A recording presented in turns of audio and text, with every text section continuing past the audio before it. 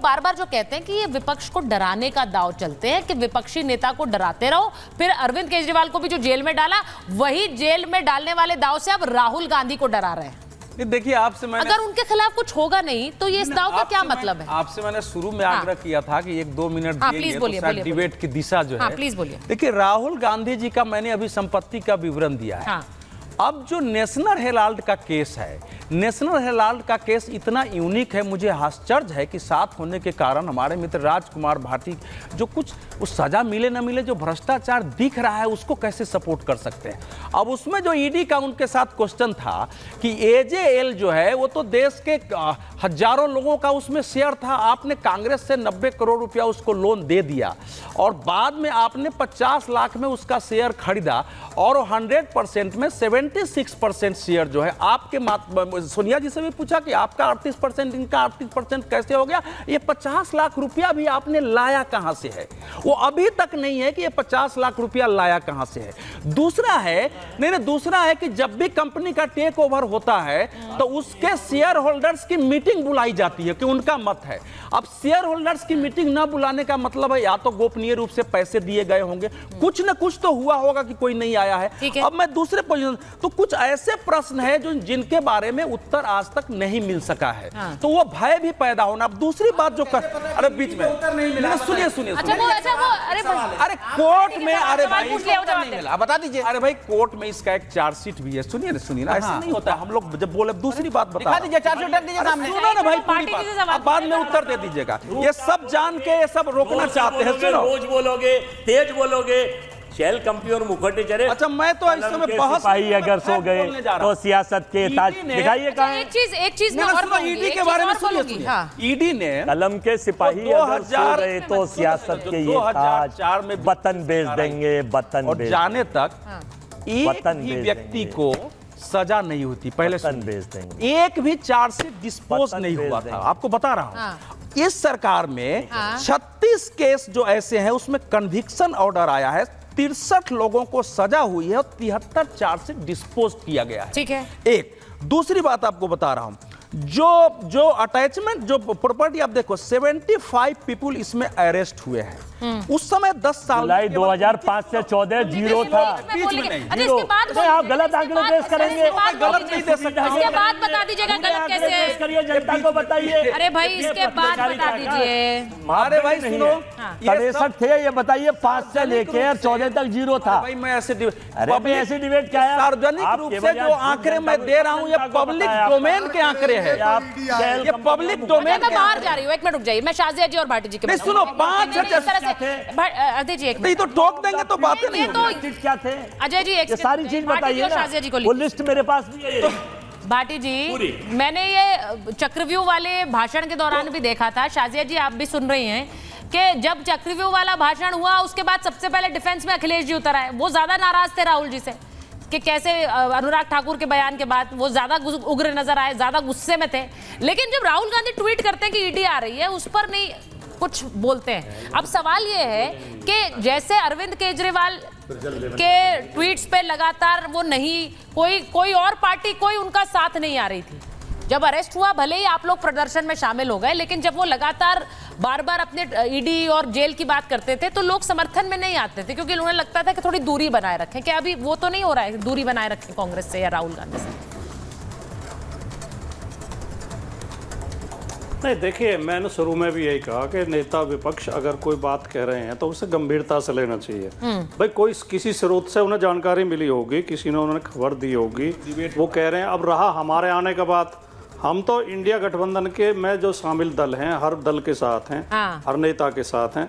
लेकिन राहुल गांधी ने एक बयान उसमें ट्वीट कर दिया कि मेरे घर पे ईडी का छापा पड़ सकता है, मुझे सूचना मिली है। उसमें हम समर्थन में ट्वीट करें, इसकी कोई जरूरत ही नहीं है।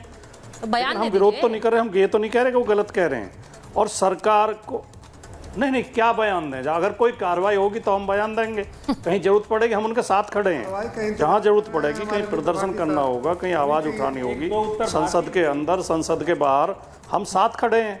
और हम सरकार की इस नीति का घोर विरोध करते हैं कि सरकार विपक्ष धीरेन्द्र जी कह रहे हैं कि आप भ्रष्टाचार में भी साथ खड़े हैं, संवैधानिक संस्थाओं का दुरुपयोग कर रही है। पूछ लीजिए आप भाटी जी। आप मुझे आपसे सवाल करना है कि क्या कांग्रेस के भ्रष्टाचार के साथ भी आप खड़े हैं?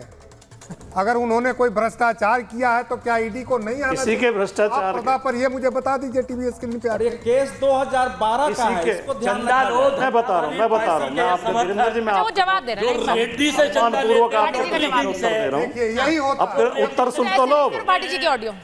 जो दवाइयों वाले से ऑडियो लेते हैं, दीजिए जो बस। एक्शन वालों से लेते हैं, सारे अच्छा अजय जी 1 मिनट रुक जाइए ना भाई। चंदा पार्टी जी जवाब। देखिए, हम किसी के भ्रष्टाचार में किसी के साथ नहीं है। हर भ्रष्टाचारी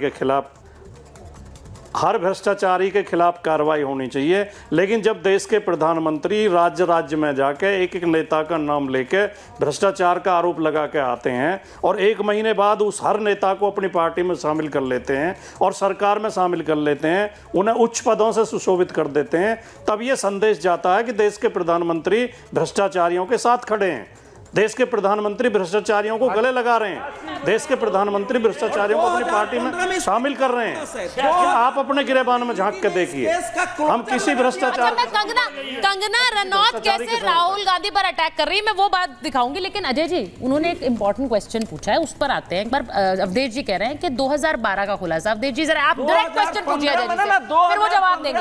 ईडी ने क्लोजर रिपोर्ट लगाई थी, कोर्ट ने कहा कि क्लोजर नहीं चलेगी, आपको केस चलाना पड़ेगा। हाई कोर्ट ने तब जाके ये केस चला। इसका स्पष्ट जवाब, इसका डायरेक्ट जवाब दीजिए। शाहजिया जी के बाद शाहजिया जी का और ठीक हो गया। आप एंकर हैं, मैं शेल कंपनी और मुखोटेश्वरों का जवाब नहीं देता। मैं उनसे पूछना चाहता हूँ, मैं पूछना चाहता हूँ। अजय जी आज आप एक के बाद एक ना बोले, मैं आपसे नहीं बोल रहा हूँ। मैं पूछना ये चाहता हूँ सुचेरिता जी, मेरे मेहमान है। नहीं सारे मेरे मेहमान हैं। शुभेंदु अधिकारी का जब ईडी पोर्टल पर नाम था, शुभेंदु अधिकारी का पोर्टल पर नाम था, अरे मैं हिंदुस्तानी कार्यकर्ता हूँ। अजय जी नकली असली की बात ही नहीं है।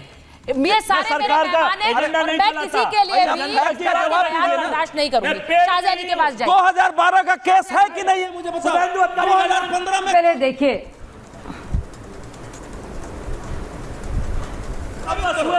देखिए 2 चीजें यहाँ पे।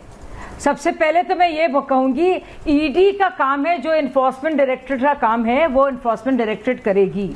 अगर धीरज साहू के घर से 360 करोड़ रुपए, सोचिए, अगर वो मिलेंगे तो आपको क्या लगता है छोड़ देना चाहिए? देश की जनता के पास जाइए और पूछिए। आपने देखा टीएमसी नेताओं के घर से बोरे की बोरे, पहाड़ और पहाड़ देखे गए कैश के, नोटों के। तो क्या ईडी को नहीं जाना चाहिए? होता रहे भ्रष्टाचार। और अगर आपको लग रहा है कि भाई ज्यादती हो रही है और भाजपा के नेताओं को बचाया जा रहा है, आप क्यों नहीं कहते जाइए कोर्ट्स में, पूछिए कि इन लोगों के खिलाफ क्यों ढिलाई हो रही है।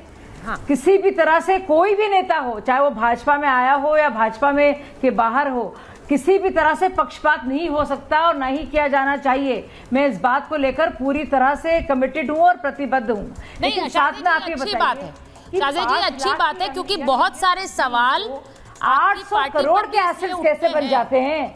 राहुल, अरे मुझे बोलने दीजिए सुचरिता जी, मैं बिल्कुल बोल नहीं पा रही हूँ। खत्म तो कर लो अपनी बात। बोलिए।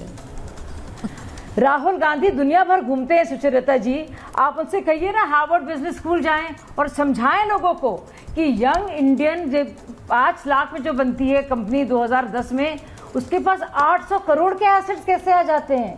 ये समझाएं, अपने आप में अजूबा है।